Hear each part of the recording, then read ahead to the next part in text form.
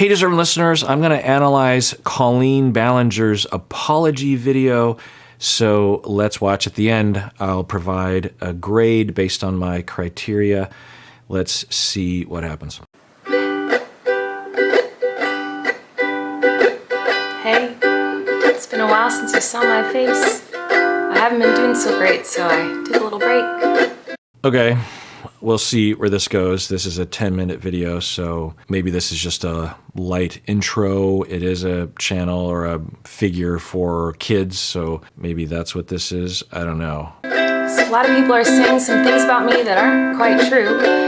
Doesn't matter if it's true, though, just as long as it's entertaining. Okay, yeah, well, I'm sure a lot of people are saying things that are untrue about her. When you look at the entirety of the discourse around any public figure in a situation like this, yeah, I'm sure there's a lot of false things that can be easily debunked by a lot of people. And there are things that are obvious facts I guess there's a deep fake possibility, but we have to start considering that. But it didn't look that way. Things that she did on stage in her videos that are concerning. So maybe she'll get to that. To you, right? You guys having fun? All aboard the toxic gossip train. You're chugging down the tracks of misinformation. The toxic gossip train. You got a one-way ticket to manipulation station.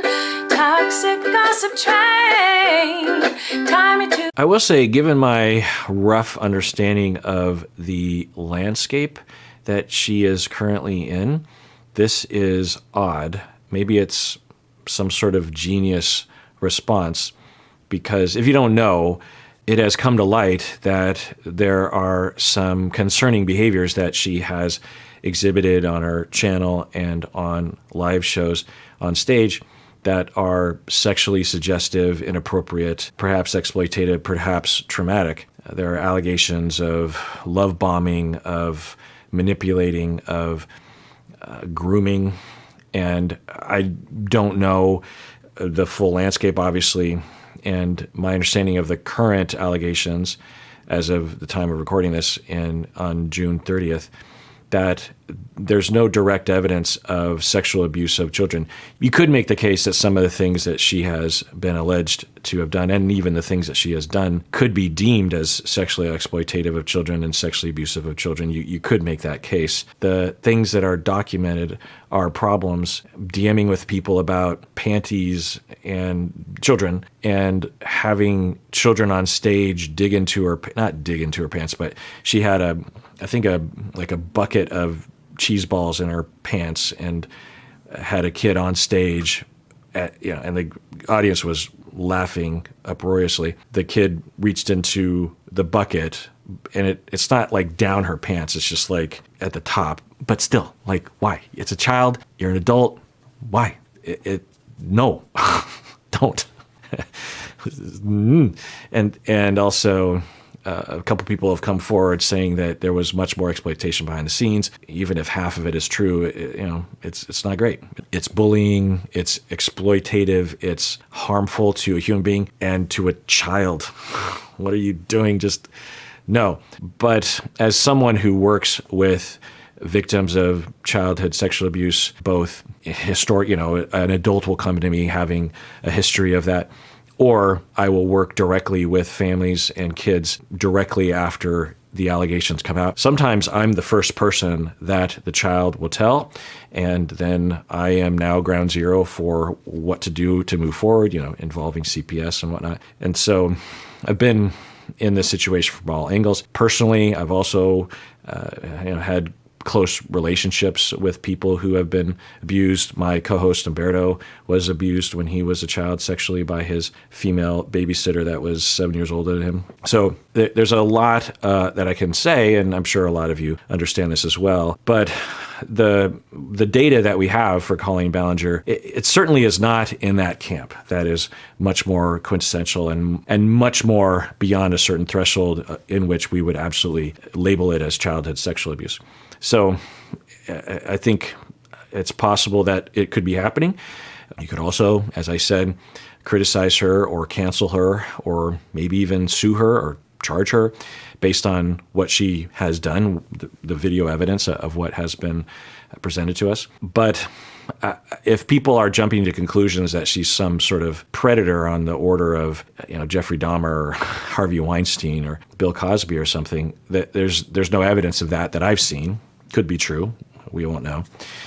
But anyway, given my understanding of the landscape, this is in my book, a very tone-deaf response. There's a lot of different responses that she could have given, by the time people are asking, dozens of people are saying, you gotta react to this Colleen Ballinger thing. My guess is that for this week, maybe the surrounding weeks, she is the most talked about person on the internet in the English-speaking world. You would just think that she would have a more diplomatic response. But like I said, maybe this is genius. She has been a very successful content provider for over a decade, I believe, and you don't get that successful without a lot of savvy. So maybe this is like the perfect response. It might not resonate with the non-fans, but to the fans, this might be the perfect thing that she could ever do.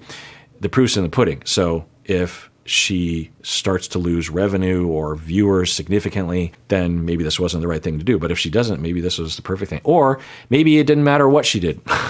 Her fans are rabid enough or know her better than we do or something. Anyway. The tracks and harass me for my past, 'cause rumors look like facts. If you don't mind the gaps, I won't survive in the crash. But hey, at least you're having fun. Hi everyone. I've been wanting to come online and talk to you about a few things. Even though my team has strongly advised me to not say what I want to say, I recently realized that they never said that I couldn't sing what I want to say. So, here I am. Interesting premise. So she's saying that her team, who work for her, are telling her to not say certain things, and she's now claiming that, well, they didn't say I couldn't sing it, so that's what I'm doing right now. I don't think she has like a board of directors that can fire her.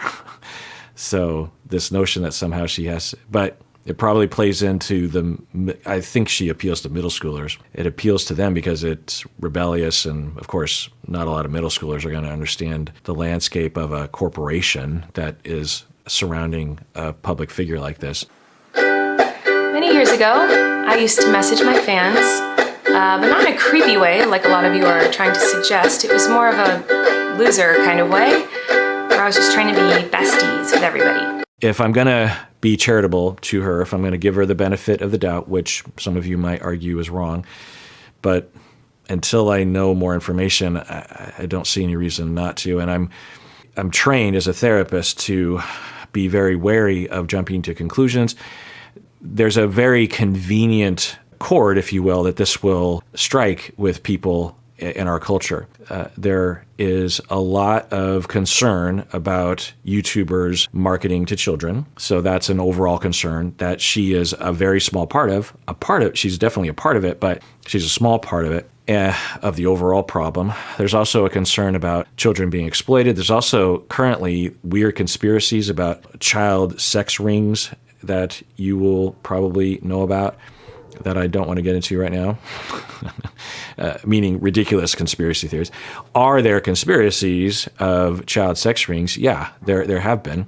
We could name some famous cases that are factual, that we don't need conspiracies and roping in people like Tom Hanks. Anyway, so there's that concern that that chord is strummed when this story is elevated in the way people will talk about it. There's also sexism. I'm just going to mention that. There's also a concern about content providers in general. There's a lot of hatred of just influencers. Just, if you just say the word influencer, people just get a bad feeling about that. And could imagine that she's not technically an influencer, I don't think, but it kind of ties into that. We also just have a lot of schadenfreude, and we love to hate certain people. When someone is identified as a viable target of bullying, then people just start to bully because they feel crappy about themselves and are looking for a distraction. So her being elevated, I understand for myself, because I've investigated my motivations and looked at my indoctrination into culture, that I will have a tremendous amount of motivation to attack her. It feels good. It feels satisfying. There's no repercussions. I can do whatever I want, and I can say whatever I want about her, and she will have way too many people saying bad things about her to be concerned with me. So I notice that in myself, and I say, okay, I have to keep that in check and know that that is influencing me. That's a bias that's influencing me. Any good therapist understands this, the general concept of countertransference or self as therapist, or just cognitive bias, is something that us therapists have to be very, very good at, because when a client is talking to us, there's a lot of possibility of that happening, and we can be ineffectual as a therapist, and we can even harm clients if we're not careful, and if we don't do a lot of pre-work to know our biases, so that when the bias is engaged, we are familiar with the way it feels. We're familiar with the landscape just off the top of our head. We don't have to go to 10 years of therapy to wonder as to what we're biased about in any particular moment, because we've already done that. So I noticed that about myself, and I have to counterbalance that by saying out loud to y'all that what do we have as confirmable data? There is data, and it is concerning, but is it as concerning as I want it to be given my bias? Is it as concerning the way people assume it to be? So I think that it is possible that she has a legitimate complaint there, or legitimate case that the things that are being said about her are trumped up. The one example that I think is actually evidence of this is that during all the hubbub and all the accusations, there was one individual that tweeted about her, a former employee of hers, who was talking about how he was being underpaid, and there was a 1099 instead of a W-2. I won't go into details, but if you look at it through that bias lens, it's like, oh, Colleen Ballinger, what a psychopathic, antisocial jerk face, exploiting people, always, she must be this evil mastermind. But when I put that aside and I really looked at the tweet by this individual, I thought, well, I don't know what's going on particularly, but even the details that the person gave, it didn't sound all that bad. Now, maybe they didn't elaborate enough, but I was thinking, well, yeah, it looks like you were being paid above minimum wage, and you could have quit at any time. And anyway, I'm not saying that if the person was a legitimate victim that I'm victim blaming at this point, but just given the tweet, as a lot of people are holding up, like, look at how obvious of an example this is of how Colleen Ballinger is a monster. I'm like, I maybe there's a story there, but I don't see anything in this tweet that exhibits that, So we just have to be careful if we're trying to see something objectively or accurately. We just have to wait and see and notice our own motivations. There's also no motivation, no bias inside of me that actually wants to protect her or wants to give her the benefit of the doubt. I have to kind of manufacture that. I have to say, okay, slow down, wait for the data to come in. We know of cases where the internet has overreacted to people who have been identified as a monster. And then we say to ourselves after, oh, I always knew, and we didn't.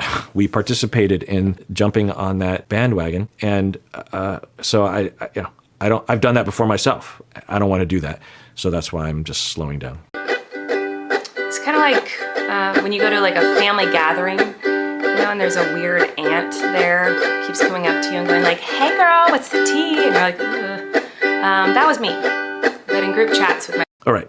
So now I want to be clear that I'm not saying she shouldn't be canceled. I'm not saying she shouldn't have consequences. For what we saw, the facts that we have seen, things that were on stage, things that were on our live channel, she should have some kind of sanctions by YouTube or by society or something. She needs to stop doing those kinds of things. There's no reason to do those things. If she wants to entertain kids with her weird humor, that's fine. I think only a minority of the behaviors that she exhibits or the sort of entertainment that she engages in has to do with sexually suggestive jokes. So she needs to stop that, or she needs to be deplatformed or something. There's a lot of other Colleen Ballingers out there. We don't need someone on the internet that is potentially harming kids, even if just a few kids are being harmed out of the millions of fans.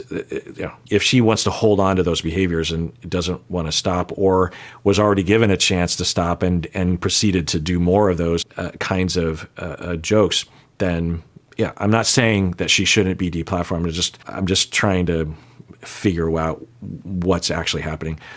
But what she's talking about right now is that she, I think, is legit remorseful or regretful of having, as a younger or an earlier content provider, would text with a lot of her fans, the majority of which are minors.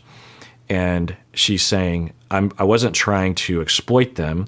I was being, I think she's saying, like, thirsty or desperate or wanting friends. I think she's in her mid-30s. She's been doing content, making content, I think since she was maybe even a teenager herself, 18, 19, something like that. And who knows, but I think what she might be saying is she didn't have a lot of friends, or she was looking for validation, and she would reach out to those people to try to connect more as a way to try to get those needs met. And she regrets that, I think is what, let's rewind. My fans, but not in a creepy way like a lot of you are trying to suggest. It was more of a loser kind of way, where I was just trying to be besties with everybody. Now, for me, if that's true, which it's possible that it's true, it doesn't make it okay. That's the thing. Whenever I am analyzing these kinds of things, if I give anyone the benefit of the doubt, somehow it's interpreted like I'm giving them full license to harm other people. No, we can have nuanced points of view about different things. You can go to a restaurant and say, like, that one dish is really great, and that one I hate. It doesn't mean you either love everything on the menu or hate everything on the menu. It just means there's a gray zone.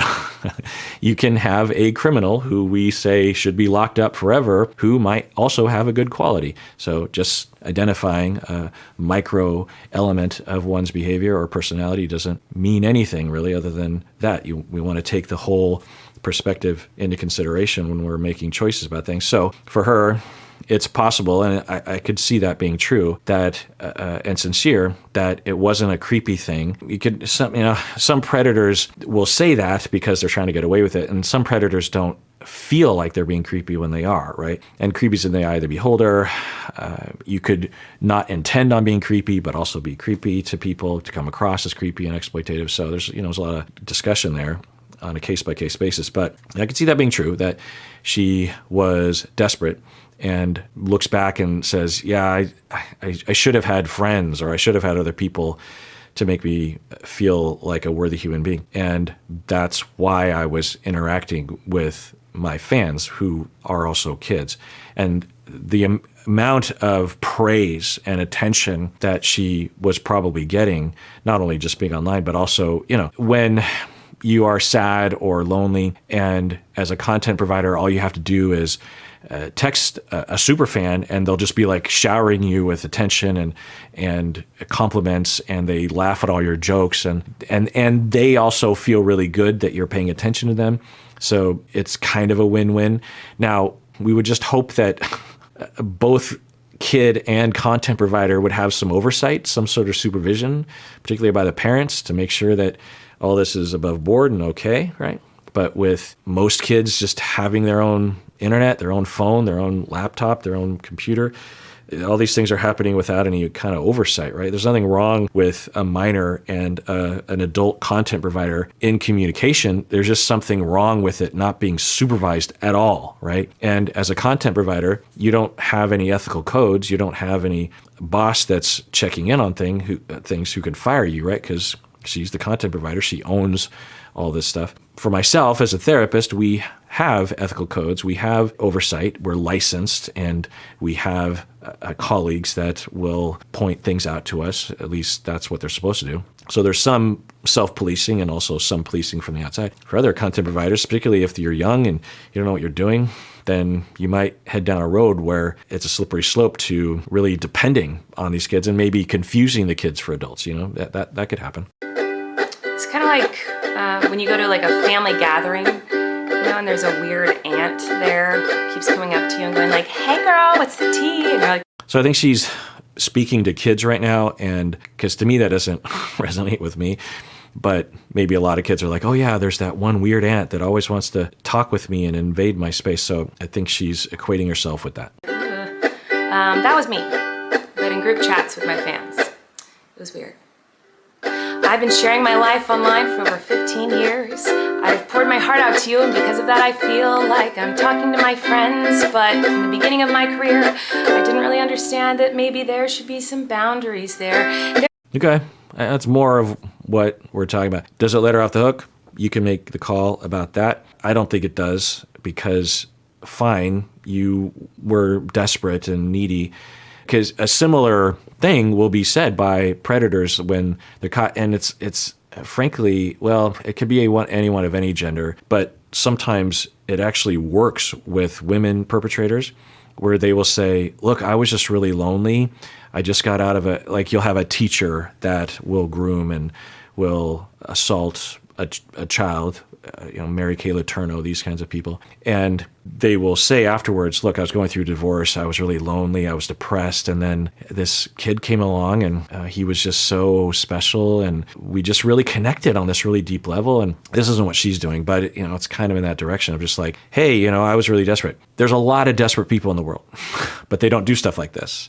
They understand there's a line, or they will only communicate in a way that is a desperate act of connection, but doesn't involve sexual talk the way that she did. Now, we don't know how much sexual talk there was. There are seeming facts or screenshots or allegations that are out there.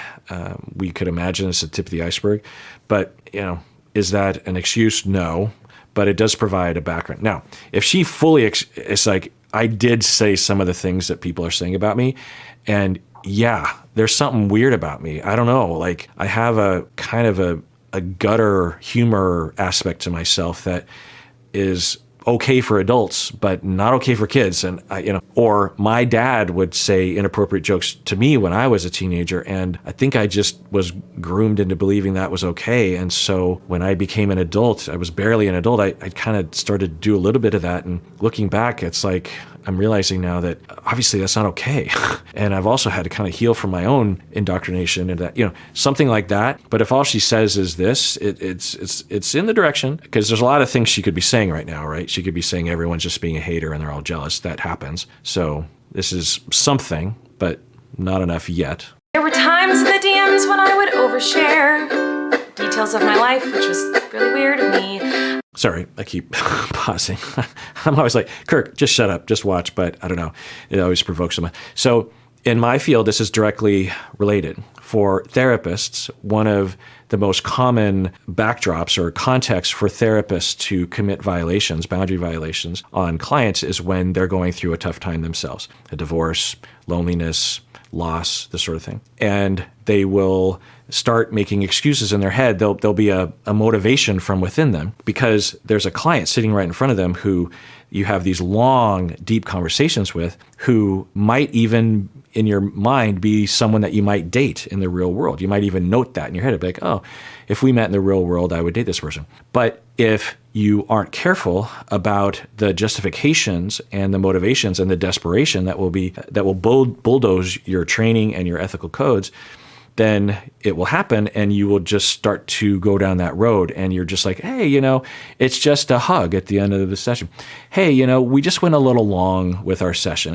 Normally I have a 50-minute session, but this one went an hour and a half. It's at the end of the day. It's not a big deal. In fact, I'll move them to the end of the day so that if we do go long, it's fine. And, it's just coffee. We just did a little field trip for a session. We went to Starbucks and had, hey, it's just, I feel like this person's just kind of a friend. Maybe I'm changing my style of therapy where I'm becoming more loose as a therapist.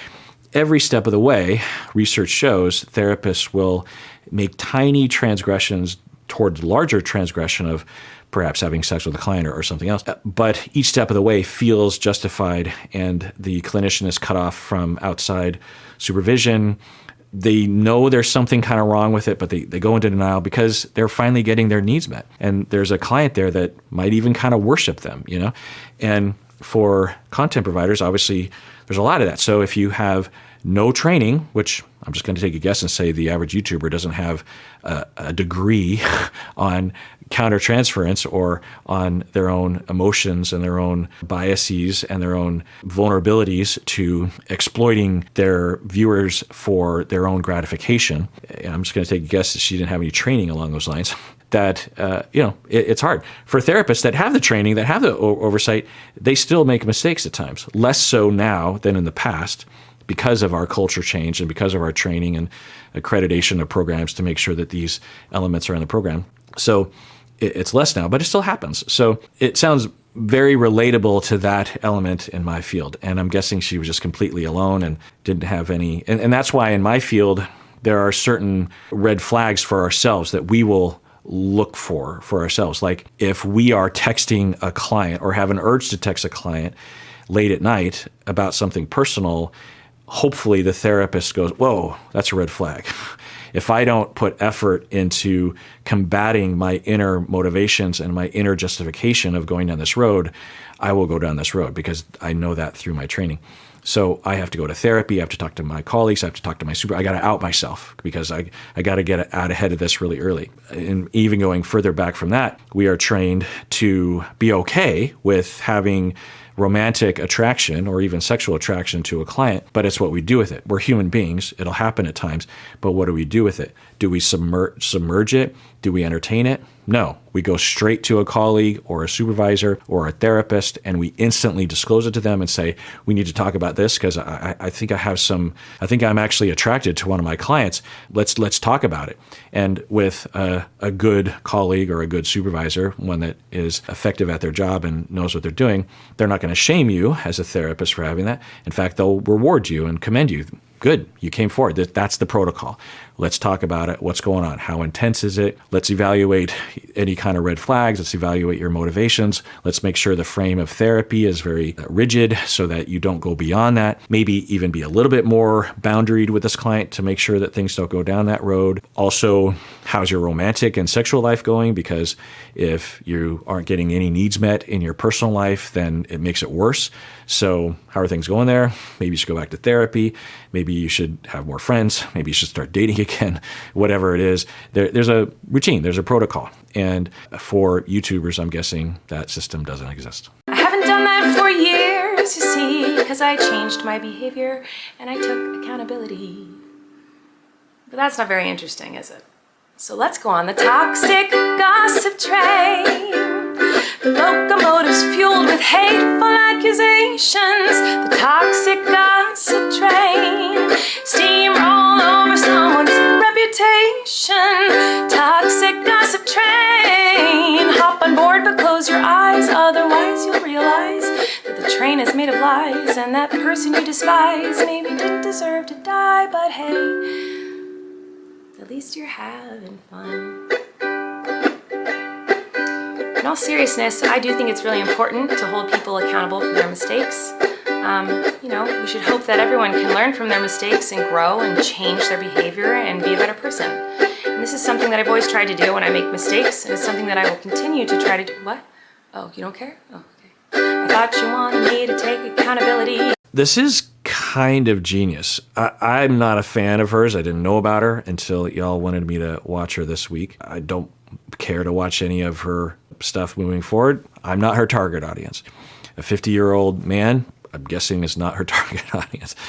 So, whatever happens, happens. But I think this is kind of genius. I've watched a lot of these videos, these apology or whatever you want to call response videos after someone is at risk of being canceled. And there is something really savvy about this, the tone of it, because you always have to think she's not talking to me. I'm watching this thinking like, yes, it's a little bit satisfying, but not completely. She doesn't care what I think, because people like me aren't either going to care about her moving forward or we're going to hate her regardless because we didn't like her to begin with. We didn't know about her to begin with. Who she's speaking to, or her audience, which I believe is on average 14-year-olds, maybe younger. And there is evidence of reaching out to them, of saying, yeah, I was dorky. I was insecure. I was desperate for friends. And if that's true, then that really resonates in a sincere way with the audience because they all know how that feels. They've all been there before, right? They're kind of in the middle of all that. And they also probably don't care about a lot of the allegations because they know a lot more about her, right? The problem when these sorts of people get highlighted is they get fed, the general public gets fed these little snippets out of context. And the snippets that I've seen out of context are not great. And she should be sorry and she should stop that. And maybe she should actually be canceled. But for the fans, they probably have been watching her for thousands of hours. And they know that those snippets are rare. And the overall thing that she does is the things that she does.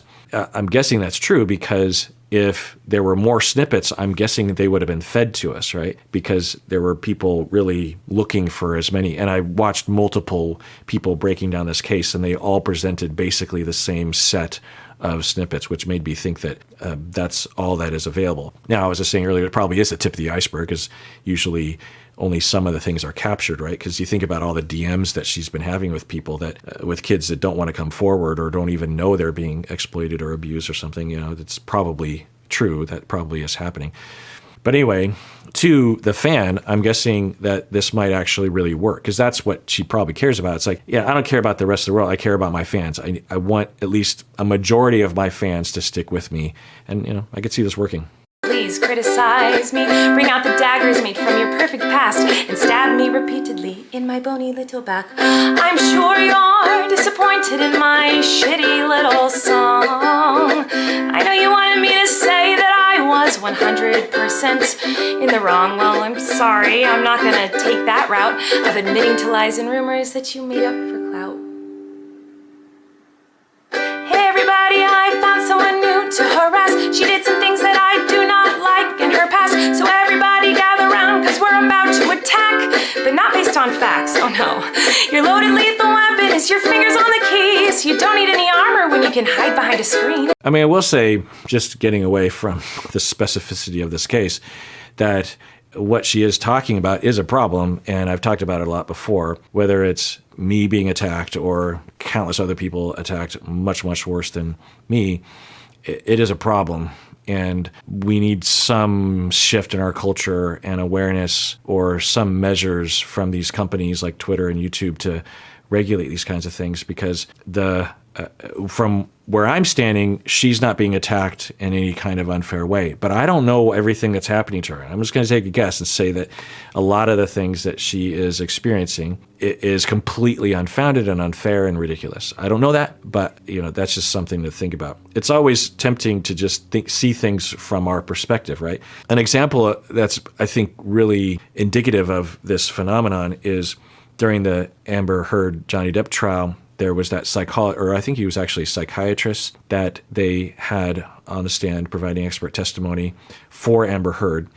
And he was, if you remember the trial, he was the odd one that would sort of smack his lips and stuff. And when I watched his testimony, I commented and criticized him. He was diagnosing Johnny Depp from afar. He had never evaluated Johnny Depp. He was basing his diagnosis of Johnny Depp on things that he did in movies, like lines that were written for him.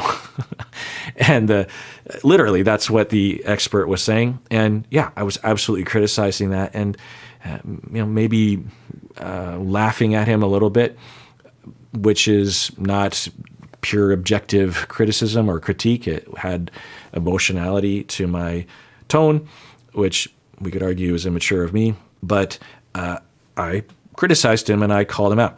But what ended up also happening was thousands of people went online and review bombed him because he had a website that was there for potential customers to see his rating, and he had a good rating.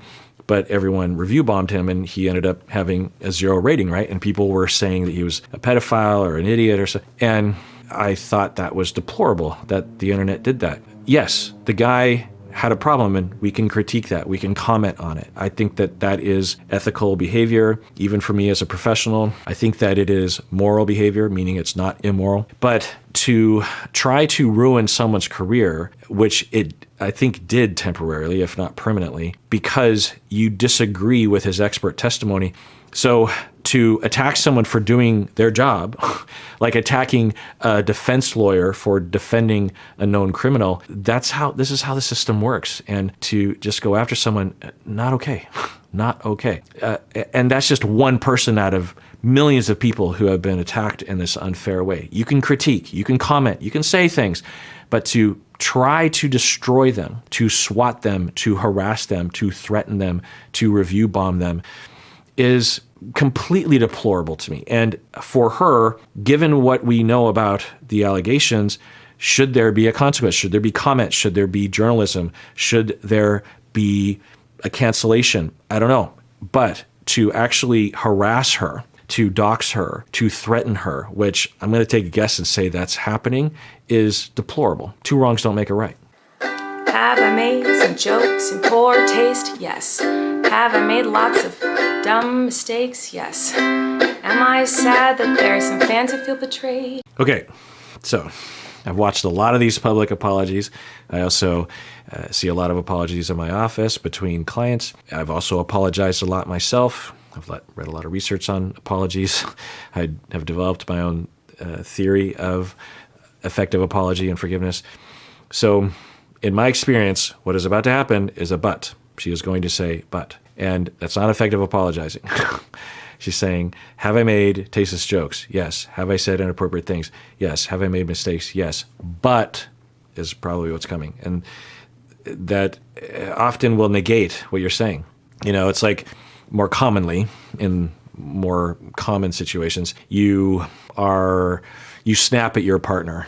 You're mean. You're gruff. You are a jerk face. You're like, I told you to pick me up after the whatever. And you realize later that you were in a bad mood and it was not okay. So a very, very common taking accountability or apologizing behavior will be the individual will go to the aggrieved, transgressed partner and say, hey, I'm sorry that I snapped at you earlier, but you were kind of late, or, but, things were really bad for me in the moment. So it depends on the way you word it, depends on the tone, depends on the entirety of the conversation. But in those situations, the but is completely negating any apology that you said.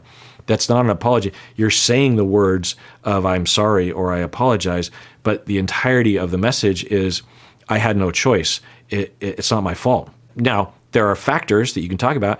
You could say, I snapped at you and I'm sorry and I need to work on that. Let me tell you what was going on with me at the time. I was stressed out. Doesn't justify what I did to you, but it does give some context, and it does also help me to understand what factors led up to that so that I can watch out for the red flags the next time I'm at risk of doing that to you again, or I'm going to try to reduce my stress so I don't have the tendency to do that. You can say that, but if she says a but, then it's not really taking accountability. Yes. But was my intention to manipulate? Okay. Yeah. So it's not as bad of a but as I thought it would be. I thought she would say something like, but that's content providers' right, or, but that's your fault for following me, or something. It's not that bad. But she's saying, but did I intend on manipulating people? No. Well, okay, that could be true. We don't know. I think the assumption from a lot of people, the knee-jerk reaction, the simplistic, reductive assumption is that she's this monster who does wake up in the morning intending on manipulating other people, which, by the way, I just want to remind everyone, those individuals are very rare, even though anyone who does anything wrong, according to anyone on the internet, seemingly, the analysis is that they're a psychopathic, manipulative gaslighter, narcissists, malignants, whatever. And those people exist, and I've treated them before. I've worked with them before, both, in my personal life and in my professional life. Yeah, they are unpleasant. They are scary. They are a problem. They are, they need to be sanctioned and fenced in, because they're just going to cause harm throughout their entire life. Yes, they exist. They're rare, though. So when people commit harm, which you could argue that she has, this assumption that she wakes up in the morning and says, how am I going to exploit children? It could be true. Yeah, and we wouldn't know because there's not a lot of data. But that isn't the first assumption. That isn't the first hypothesis I have. Having said that, she's saying, did I intend to harm, or did I intend to exploit? What was it again? Was my intention to manipulate? Yeah, was my intention to manipulate? No. Okay, that could be true. And you can still be manipulative. People can not intend to manipulate. Another thing that people will say in my office that is a problem is that they will, so my example earlier of snapping at your partner, and they'll say, did I hurt your feelings? I guess I did, but I didn't intend to. I didn't mean to. And it's like, well, I hope you didn't mean to, but you did. And you didn't consciously mean to, but you certainly didn't take care not to. So where's the line between intend and not intend? You said the words, you had the tone. Now, if you're tripping down the stairs and you run into someone, yeah, in that situation, you didn't intend on hitting them. You didn't intend on pushing them over. You didn't intend on hurting them. But when you're in the midst of a fight and you're in a bad mood and you're annoyed with someone and you get a little bit more intense, you have a little bit more bite to what you're saying, you intended on having that bite, whether you were super conscious of it or not. You didn't wake up in the morning or even in that moment and say, I'm going to hurt this person's feelings. I want them to feel like shit. But it could be argued, worded differently. You did want them to know what they did in your mind in that moment as a bad thing. You want them to stop, or you want them to do something else. And you're raising your voice, or you're increasing your intensity. You're doing that on purpose, at least to some extent. So to just disavow any kind of responsibility and say, well, I didn't intend to, it's often in the midst of also this argument of like, you misinterpreted me, which is possible, but it's not usual. So when she says, was my intention to manipulate? No, you could apply the same framework as I was saying earlier. It's like, okay, given what you said, you were communicating with minors inappropriately and without any boundaries or not enough boundaries, because you were desperate and lonely and looking to meet your needs in a immature, wrong way. And did you wake up in the morning or that day in the moment say, I'm going to manipulate this child to meet my needs? No. Did it have the effect of manipulation? Yes. Could it be argued that you probably knew you were using your power to get people to do things that you want them to do, and you knew, or you should have known, or you should have stopped to think, is this actually a good idea in the end? Is this good for them and good for me? Is it overall good? What if this came to light? Would it be something that I would be ashamed of or not? Should you have done that? Yes. So did you wake up and write, hey. Now, people are probably saying that about her, and it's possible that that isn't a fair representation or characterization. But did she manipulate? It seems like she might have. Did she intend to? Well, it depends on what you mean by intend, right? No. It doesn't really matter what my intention was, because it seems as though everyone's already decided on that. Yeah. Again, I won't go over that, but regardless of intention, if you did harm kids because of your lack of boundaries, then that's a problem, right? If you are a bad driver and you kind of know you're a bad driver and you start running over pedestrians, but you didn't intend to, but you're a bad driver, is it a responsibility of yours to stop driving or to notice you're a bad driver before you run over a pedestrian? Yes, it is your responsibility. You didn't intend on running over people, but you did know that there was a risk of harm. Let me tell you, it's not very fun to have millions of people all over the world call you the most vile, horrendous, disgusting, life-ruining words that a person can be called, in my opinion.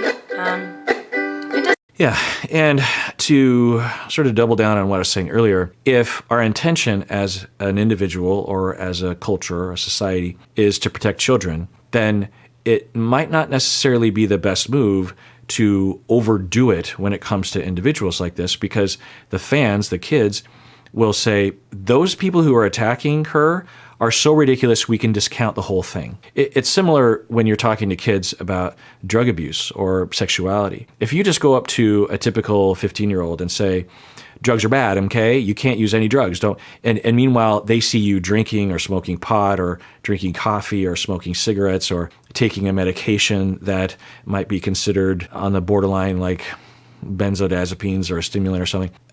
It's hypocritical, and the child, or at the very least, the child will look around and see other people using substances and it doesn't seem to cause any problems. Then they will write you off. Whereas if you go to a kid and give them the actual information that empowers them to actually make healthy choices, they might still use, though. They might use a little bit, but they'll use more responsibly. I'm not saying kids are supposed to use, but a lot of kids do. And research shows that the more information they have and the more education they have, the more opportunity they have to actually talk with people about the nuances of choices along these lines, the better chance they have of living a healthier life and not incurring the consequences. When you just say no to drugs, or you abstinence only, we know through research that actually causes more problems, more use, more addiction, more hiding. So when we as a society are reacting against someone like this and we just completely flip the F out, the core audience, those people we're, I guess, trying to protect, will just write us off. Whereas if we have a more measured approach and we say, okay, I can see that, Colleen Ballinger, I'll give you that. And you need to really address this and you need to go further down this road. These other roads you seem to be okay with. These roads you got to do something about, or else we will all call you out on that. Like, for example, for me, given my limited understanding of the situation, the thing she needs to address is whatever is within her personality that prevented her from noticing what most other people would notice. There's a lot of young adults or tween content providers on YouTube. I'm going to take a guess and say most would not send panties to one of their child fans, one of their teenage fans, because they would know, I don't know if this is a terrible thing or it's okay, but I know there's a risk there and I don't need to do that. We don't need to go down that road. So I'm not going to send panties to anyone, even if they are brand new and I've never worn them. I'm just not going to do that. There's something about her that prevented her from noticing something that's really obvious. So she would need to investigate that.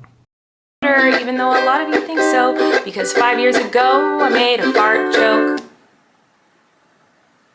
I don't know what people are saying about her in the entirety, but that is not what I would highlight in terms of what transgressions she has committed. Having people on stage, the description, they had kids reaching into her pants, getting cheese balls out of her pants. That's not how I would describe it. I mean, technically that is what it is, but as I was saying earlier, I think it was a tub, like a plastic tub of cheese balls that she had crammed down her pants, and the rim was very close to the visual zone. So the child didn't have to, the child just didn't have to even touch anything other than the cheese ball, Is that a good idea? No, it's not. And it could be argued that it is exploitative and harmful. The child goes on stage, doesn't know that that's what's going to happen. They could feel humiliated. They could be grossed out by it. It sets a bad example. What are you telling the kids that it's okay to do that to people when they're sort of coerced into a situation? No. So are people saying really ridiculous things about her? Yeah, but I don't know if it doesn't look like she's going to get into it. I would love it if she just went kind of line by line and said, okay, here's this and here's that. And maybe her media team is telling her that that's not a good idea. You just want to, like with Will Smith, I think that he kind of uncanceled himself. I'm not quite sure. And his apology video I thought was pretty bad. I thought that it was better than others, but it was so incomplete, and maybe it's coming. Maybe it was just an introduction to the apology that he will eventually give in its entirety. And of course, he doesn't need to apologize to us necessarily. He needs to apologize to Chris Rock. But I wonder sometimes about my gauge of what is a good apology is actually not effective media. Meaning that if they did what I did, they would just be canceled even further. So, because that's the point of these videos, right? It's to get their career back on track. Supported me in any capacity. I really, really appreciate you. Thank you. For what it's worth, I never had any bad intentions. But I do feel like shit. I don't doubt that, unless there's something really askew with her personality. I'm guessing being a target of that much hate, even if the transgressions that we do know of are just the tip of the iceberg, it would be a really strange individual not to be highly affected by the hatred. Particularly when you're a content provider and you want to be loved. It's hard enough dealing with a small percentage of people that hate you, let alone everyone, including people that didn't even know you before. So, yeah, I don't doubt that that's real. Does that mean that she deserves compassion? That's up to you. Does that let her off the hook? That's up to you. Does that mean she has remorse? Not necessarily. Someone, for example, could cheat on you 10 times and they get caught. Well, with Vanderpump Rules, if you watch that with me or watch that, and you saw Tom's reaction after being found out for his infidelity that he admitted to, he would cry sometimes, and he would say that he felt really bad. Well, which is it? Do you feel bad that you were caught? Do you feel bad people hate you now? Or do you feel remorse for the sorrow and the pain that you caused another person? There's a huge gap between those two. You can experience them at the same time. You can both feel sorry that you're caught. You can feel sorry for yourself, and you can feel sorry for another person. You can feel all those things at the same time. But just feeling like crap, what does it mean? There's no indication that what she's talking about right now is I feel like crap because I've realized I've caused harm to kids. She's not saying that directly, so we don't know which one it is. And without some strong indication of the remorse, then usually I hypothesize that it's not there strong enough or isn't there yet or something, because that would be obviously the first thing you would lead with if you're in her shoes, right? That you would really want to highlight that you recognized you harmed other people and you feel bad about it. But I find with these public apologies, that element, which is the core of an apology, is almost never present. It's like people don't understand. People say, I'm taking accountability. Okay, what do you mean by taking accountability? I think what they mean is I'm admitting I did it. I got caught doing that thing, and so I take accountability. I take full accountability for that. I take full responsibility for that. Well, who else is going to take accountability for what you fucking did? No one else can take accountability except for you. So, okay, great. That's a good starting point. And it is one of the foundational elements of an apology. But until you exhibit and convince others that you genuinely feel, independent of what other people want you to feel, you genuinely feel remorse, bad, right? You feel bad, like, oh, you're cringing at yourself. And you're thinking, I can't believe I did that. What happened there? What did I do?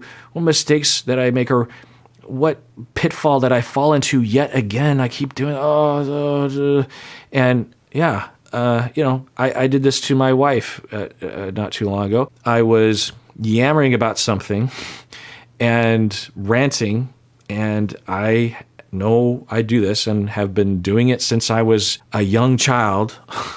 I've been ranting and yammering since I was a young child, believe it or not. And I hurt my wife's feelings, and she was in a bad mood one day, and I asked her, what's going on, and she gave a lackluster answer, and I thought, well, really? And inquired more, and she said, well, actually, you hurt my feelings the other day.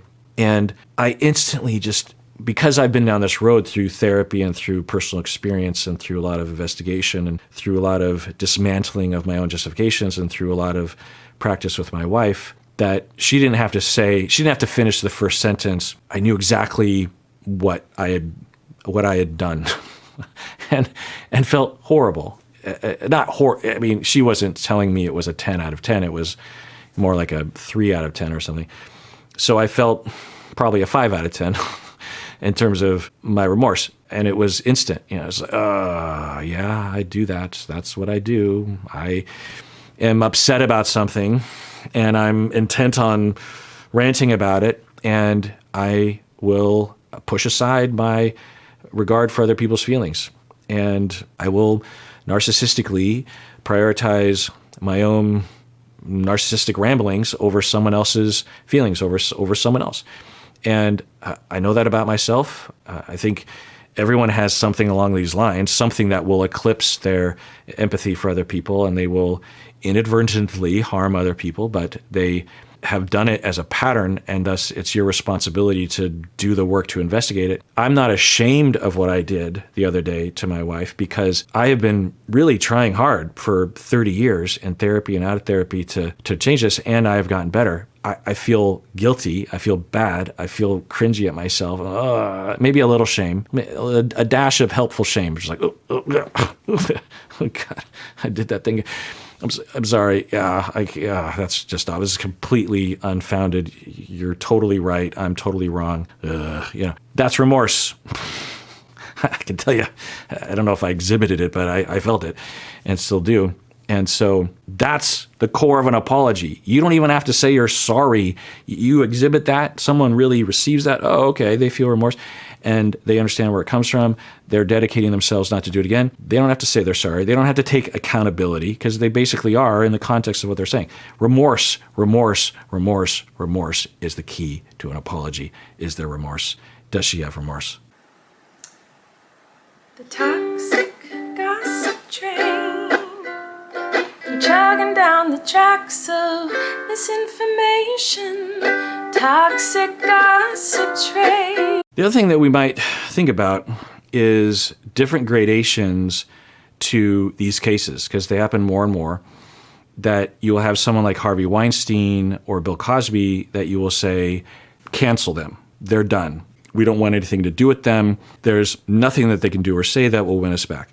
Then you have people that aren't far down that spectrum that say Will Smith, for example, who could do some things to win us back, possibly, depending. And you have public figures who will have a history of transgressions that will come to light. And where are they on the spectrum? Because I feel like in today's world, if you are even slightly cancelable, then you're put in the same bucket as all these other figures, right? So that doesn't make a lot of sense to me anyway, because for all of us, we will make mistakes, some of them really quite dire. And we would hope that if we commit those mistakes, that people will give us a chance to win them back, to make up for it, depending on the transgression. I mean, if it's like murdering their family, it's something different. But if it's being hurtful, if it's disregarding other people's feelings, if it's maybe even exploiting others, depending on the transgression,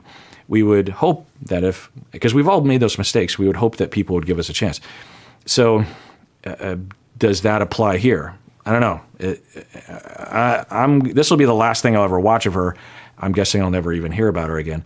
But to the fans and to the people that maybe the parents of the fans or the friends of the fans or something, what is that path? Now, let's say there is a path, but she doesn't take it, then that's a problem, right? But what if she tries?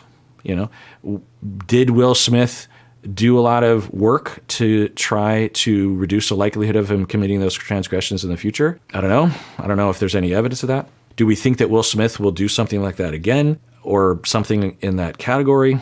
I bring up Will Smith because, I don't know, it's just the first thing that popped in my head, but I just feel like there should be some discussion around that, because I feel like it's either or. It's either they're canceled forever or people will defend them and say, like, everything's fine, like, grow up, and I feel like there's a lot of gray zone in there.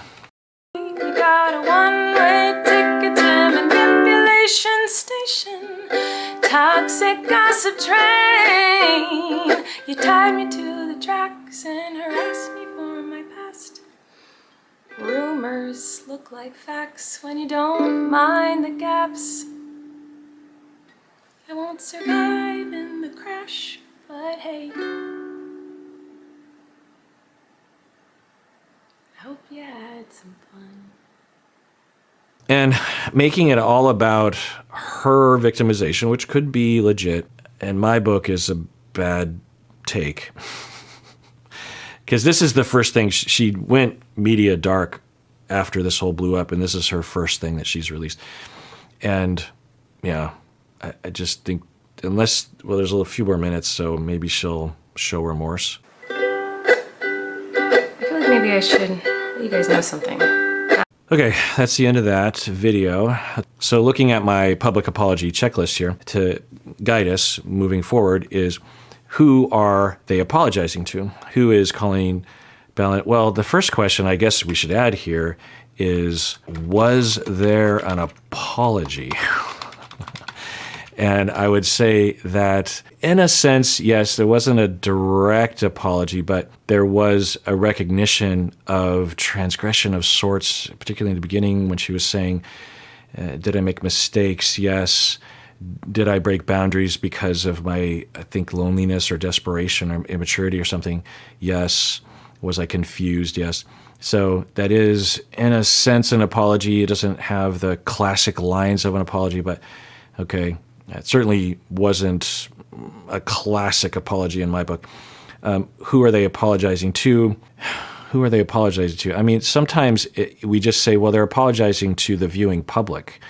They're apologizing to me, I guess. Colleen Ballinger is apologizing to me because she is a menace on society, on children in general, and anyone who does that should be accountable to all of us, I guess, because we're all concerned about kids. Okay, I think she also needs to apologize to the individuals that she harmed, that allege that they harmed her. They forgive her? I'm guessing not, based on. Should she apologize to her fans for putting them at risk or harming them? Yeah, that's more of an easy answer to make there. What was a transgression? It was the allegation is exploitation and harm of others and gaslighting and also being particularly exploitative and manipulative of at least one individual, if not a number. I believe the name was McIntyre. Was the apology sufficient? Not really. I'm not necessarily the one that she's apologizing to, but it didn't have that remorse that I was talking about. Did they follow through and demonstrate they were sincere? Well, it's proofs in the pudding. We don't know. We have to wait and see. Okay, so let's look at the grading scale. It's kind of hard to evaluate this one because it wasn't really an apology. So looking at my grading scale here, we have more than sufficient. We can skip over that one. Sufficient, no. Mostly sufficient, somewhat met most of the main components, no. Slightly sufficient, well, let's look at completely insufficient. They said the words, but it's clear they aren't actually remorseful. Yeah, she didn't, well, I don't know. I think there's some evidence of remorse-ish because she was saying that she had a problem with her early career DMing with her fans, and some of them were minors. So there's, because I've seen a lot of public apologies, and some of these apologies, like Donald Trump's apology, was zero remorse and zero accountability. It's just like, well, that's just locker room talk, that kind of thing, just making excuses, justifying it. So it wasn't as bad as that. So, but let's look at D. A lot of them are D. A lot of the public apologies, I'm usually debating between D and F. I'm just realizing this now. Except for Ethan Klein, who I think I gave an A+ to because it hit all the points. I can't remember the whole thing, but okay. So D, the average public apology is slightly, so this is the average, but minimally met some of the requirements. You could say yes. Lack of depth, yes. Lack of demonstrated remorse. Okay, yes. All right. So according to my criteria, let's give her a D, maybe a D-, because there was a lot of, it was basically the whole gist of the video was I'm a victim and I'm being harmed. People are lying about me. Okay, I believe that actually. And if this is the first thing that you say up front, it just seems like, if it were me, I would, have that impulse because you have an impulse to defend yourself. But I would hope that I would come out of the gate with remorse and just sticking to that area of discourse. And then maybe later say, okay, now that maybe another video would say, now that we've established that, and this is a practice that I learned with actual clients, was that when there's a transgression and it's significant enough, the healing process, the forgiveness process, needs to be isolated from distractions so that you can really apologize, really show remorse. And if you're apologizing, you might have a lot of caveats of like, yeah, but you did that to me last week, or those kinds of things. If you throw those in there, it'll negate everything and distract and ruin it. So you have to keep it pure and really just stick to, there's no excuse for what I did. Here are some factors, but I've known this about myself. I should have caught it earlier. You're 100% right. I'm 100% wrong. I'm so sorry. In the back of your mind, you're like, well, there's other. It's not going to help in the moment.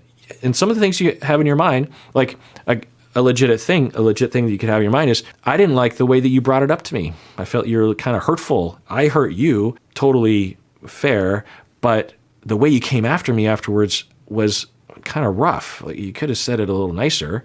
I'm not saying I didn't do something wrong, but you didn't have to be that harsh and that hurtful to me. That might be legit. Or, you might say, one of the reasons why I was so mean to you the other day was because you were mean to me last week, and I was stuffing it. I didn't bring it up. Okay, that could be a factor, but you don't want to bring it up in the moment because it just looks like it's an excuse. It engages the other person's defensiveness. So in general, you want to stick to the remorse, stick to the apology, and just let that be, put a period at the end of that, wrap up the paragraph, close the book, and it's over. You can always later come to these other issues. Once it's done and the person is satisfied, the transgressed upon person is like, has the time to kind of absorb it and say, you know what, okay, well, thanks for apologizing. If you've been sufficiently apologized to and you care to, and you've gone down the process of acceptance and forgiveness, those are two different things in my book. You want to communicate that. I accept your apology, and you know what? I also forgive you. Or I can't quite forgive you yet, maybe tomorrow or whatever. Or maybe 3 years from now, I might forgive you. So you communicate that. Then in another session, another communication session, you bring up this other thing. So there's this other thing I wanted to talk with you about.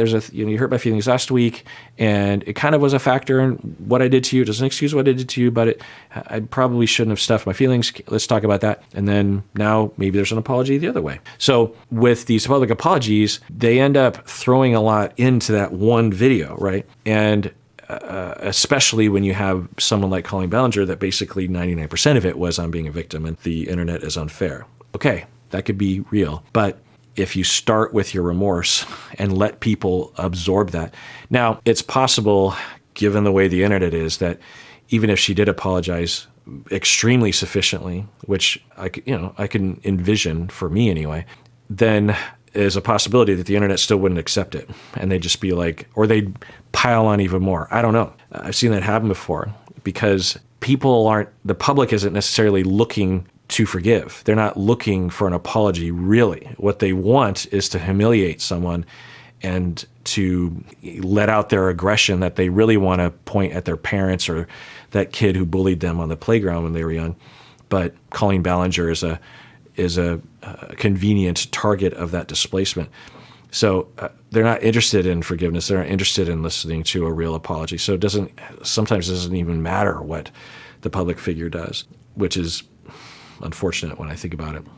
Anyway, yeah, I think I'll give her a D-. And everyone out there, please take care of each other, take care of yourself, apologize, get those apologies because you deserve it. You really, really do.